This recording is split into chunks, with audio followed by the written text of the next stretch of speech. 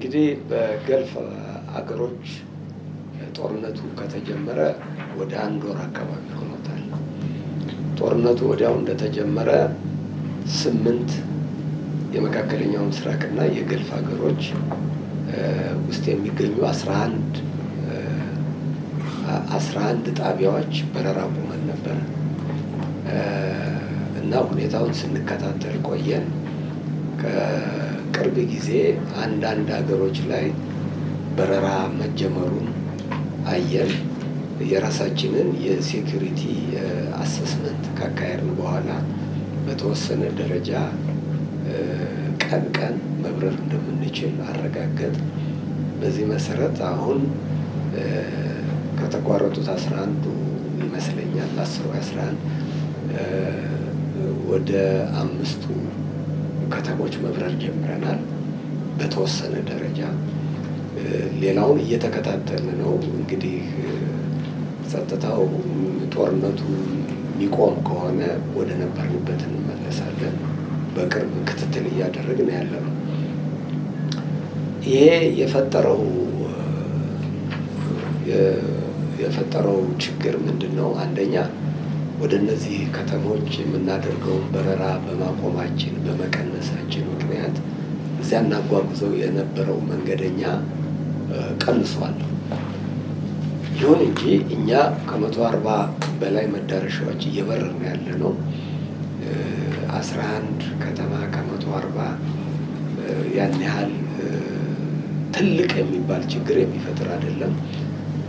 በሌሎቹ ቦታዎች የምናደርጋቸውን በረራዎች አጠናክረን በመስራታችን ምክንያት ከዚህ ያጣነው መንገደኛ ቁጥር በተወሰነ ደረጃ ለማካካስ ችለናል።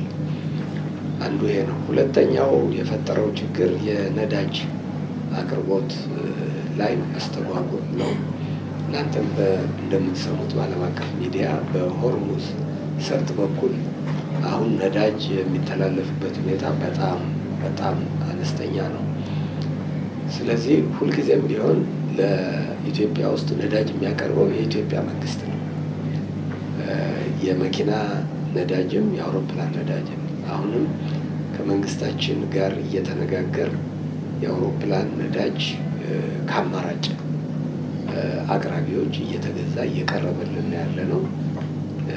የተወሰነ ጫና መጠነኛ ጊዜያዊ ጫና ቢፈጥርም በነዳጅ እጥረት ምክንያት ምንም አይነት በረራ አላቋረጥም።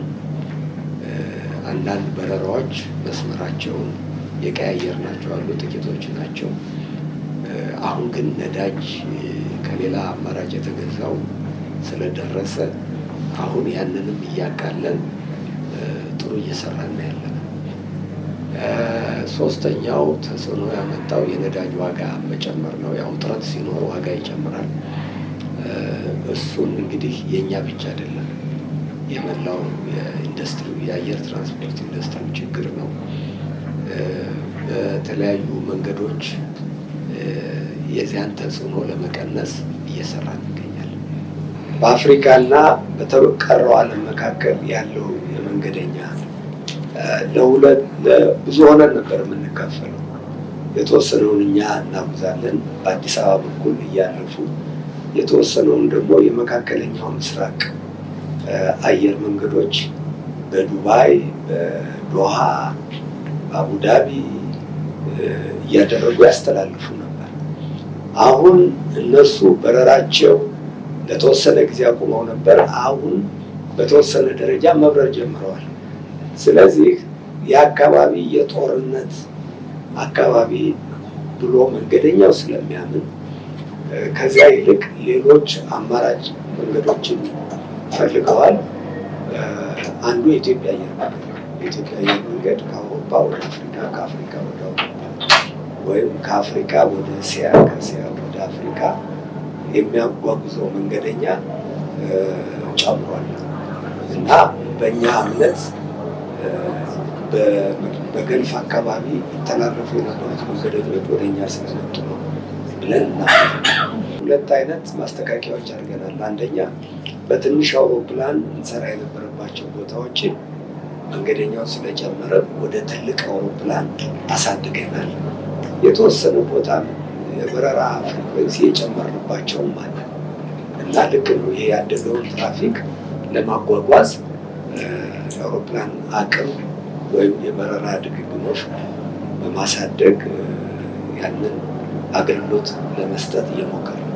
አዲሱ የቢሾፍቱ ዓለም አቀፍ አውሮፕላን ማረፊያ ተገንብቶ አገልግሎት ላይ ውላል ተብሎ የሚጠበቀው በአውሮፓውያን ዘመን አቆጣጠር በ2030 ነው። አውሮፕላን ማረፊያው ብዙ ፋሲሊቲዎች አሉት። ከነዚያ ውስጥ አንቺ እንደጠቀሽው የአውሮፕላን ጥገና ማዕከል፣ የዓለም አቀፍ በረራ በሙሉ በአዲሱ ኤርፖርት እንዲካሄድ ነው የታሰበው። ይሄኛው አውሮፕላን ማረፊያ ለሀገር ውስጥ በረራ እና ለቪአይፒ በረራዎች እንዲያገለግል ነው የታሰበው። አሁን እዚያ ተጨማሪ አውሮፕላን ጥገና ማዕከል ስንገነባ በእርግጥ በአጠቃላይ አቅማችንን ያሳድጋል። ለጊዜው ያሰብነው ምንድን ነው? አውሮፕላን ጥገና ቀላልን ጥገና ከፍ ያለ ጥገና ተብሎ ይለያል። ቀላል ጥገናዎችን እዚያ ለማድረግ ነው። ቀላል ጥገናዎች በአንድ ቀን በሁለት ቀን የሚጠገኑ ናቸው። ከባድ የሚባሉት ደግሞ ወይም በእንግሊዝኛ ሜጀር ቼክ፣ ሄቪ ቼክ፣ ኦቨርሆል እና የሚባሉትን እዚህ ለመስራት ነው የምናስበው። ምንም እንኳ በረራው እዚያ ቢሄድ አውሮፕላኖቹ ለከፍተኛ ጥገና ሲያስፈልጋቸው እዚሁ ቦሌ ያመጣን ነው የምንጠግነው እና በዚህ መንገድ ነው አሬንጅ ያደረግነው።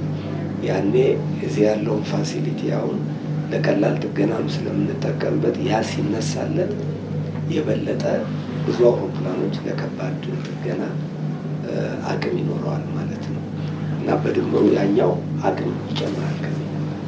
እኛ እንግዲህ ያለን የአውሮፕላን ጥገና ማዕከል የኢትዮጵያ አየር መንገድን ብቻ ሳይሆን የሌሎች አየር መንገዶችንም አውሮፕላኖች እየመጡ ይጠገኑበታል። ብዙ የአፍሪካ አየር መንገዶች ከመካከለኛው ምስራቅ እንኳን እንደ ሳውዲ አረቢያ፣ ኦማን ያመጣሉ። ከሞሮኮ ድረስ የሞሮኮ አየር መንገድ ሁሉ 787ዎች እዚህ እየላከ ያስጠግናል እና ይህን አቅም የበለጠ ማስፋፋት እንፈልጋለን። ለጊዜው አሁን ብዙ አይደለም። በአመት የምናገኘው ገቢ እስከ 120 ሚሊዮን ዶላር ብቻ ነው የምናገኘው። ቀላል ገንዘብ አይደለም፣ ግን የእኛ ፍላጎት ይህንን በጣም በከፍተኛ ደረጃ ለማሳደግ ነው እና እቅዳችን ውስጥ ፋሲሊቲንም ለማስፋፋት የሰው ኃይሉንም ለመጨመር የምንጠግናቸው አውሮፕላኖች ብቻ ሳይሆን ሞተሮች፣ የመለዋወጫ እቃዎችንም በጣም ለማሳደግ እቅዳለን። የአውሮፕላን የመለዋወጫ እቃዎች ስንገዛም ልከንም ስናስጠግን አውሮፕላን አምራቾች ጋር እንደዚሁም ጠጋኝ የሚጠግኑ የማሮ ካምፓኒስ ጋር እንልካለን። እነሱ የተለያየ ቦታ መጋዘን እና ወርክሾፓቸው በዓለም አቀፍ ደረጃ የተለያየ ቦታ ነው። ከአሜሪካ የምናመጣው አለን፣ ከአውሮፓ አለ፣ ከዱባይ አለ፣ ከሲንጋፖር አለ፣ ከሌሎች ቦታዎች ሁሉ ይመጣል። አሁን በዚህ በጦርነቱ ምክንያት ከዱባይ ከአቡዳቢ ያለው የአየር ትራንስፖርት በተወሰነ ደረጃ ስለተዳከመ ከዚያ የሚመጡ እቃዎች በእርግጥ ይስተጓጎላሉ። ግን አቅራቢዎቹ እና ጠጋኞቹ ይሄ ፋሲሊቲ እዚህ ያላቸው መጋዘን ችግር ውስጥ ስላለ ሌሎች አማራጮችን ሌላ ቦታ ያሏቸውን መጋዘኖች እና የመጠገኛ ቦታዎች በመጠቀም አገልግሎቱን መስጠት ቀጥለዋል። በዚህ ምክንያት እኛ በረራችን ላይ እየደረሰ ምንም አይነት መስተጓጎል የለም።